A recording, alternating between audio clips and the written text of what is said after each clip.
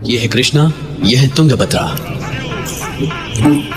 ये गंगा और ये है यमुना, ये गोदावरी, ये कावेरी। आपकी आंखों के सामने मैंने सारी नदियों के तीर इस कलश में डाले हैं। आपको इसमें से सारी नदियों के तीर अलग करने हैं। मूर्ख समझ रखा है। कर्म कर्म ये कैसे साध्य है? असाध्य है। सारी नदियों के तीर्थ मिलाने से एक तीर्थ बन गया। इसी तरह सब एक हैं, ये आपको समझ में आना चाहिए। अपनी उंगलियों को इस तरह बड़ा करके दिखाओ सबके सामने। हाँ, दिखाओ दिखाओ। ये क्या स्वामी जी, एक उंगली छोटी है तो दूसरी बड़ी है, ये ऐसे अलग अलग कैसे हो सकती है? तुम्हारे तर्कों जैसे। बोलिए, अपने पिता के आप क्या बने? पुत्र। बेटे की शादी के पश्चात आपके घर में बहू आएगी, उसकी आप क्या बने? ससुर बनूंगा। उसका बेटा पैदा होगा। दादा बनूंगा। अरे आश्चर्य की बात है, आप ही पिंड बने, बालक बने, बेटा बने, पति बने, ससुर बनेंगे। एक मामूली पिंड इतना कुछ बन सकता है तो वो परमात्मा ही सब कुछ क्यों नहीं हो सकता?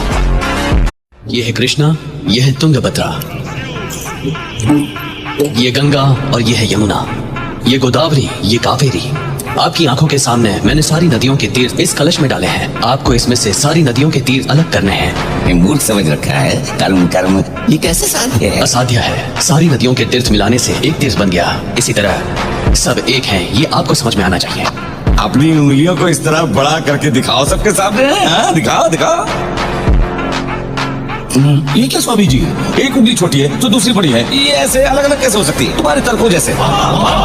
बोलिए, अपने पिता के आप क्या बने? पुत्र। बेटे की शादी के पश्चात आपके घर में बहू आएगी, उसकी आप क्या बने? ससुर बनूंगा। उसका बेटा पैदा होगा। दादा बनूंगा। अरे आश्चर्य की बात है, आप ही पिंड बने, बालक बने, बेटा बने, पति बने, ससुर बनेंगे। एक मामूली पिंड इतना कुछ बन सकता है तो वो परमात्मा ही सब कुछ क्यों नहीं हो सकता? ये है कृष्णा, ये है तुंगभद्रा, ये गंगा और ये है यमुना, ये गोदावरी, ये कावेरी।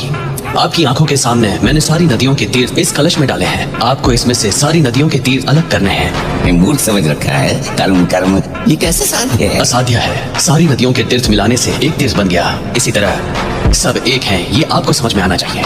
अपनी उंगलियों को इस तरह बड़ा करके दिखाओ सबके सामने। हाँ, दिखाओ दिखाओ।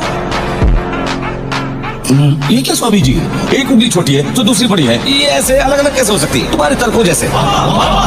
बोलिए, अपने पिता के आप क्या बने? पुत्र।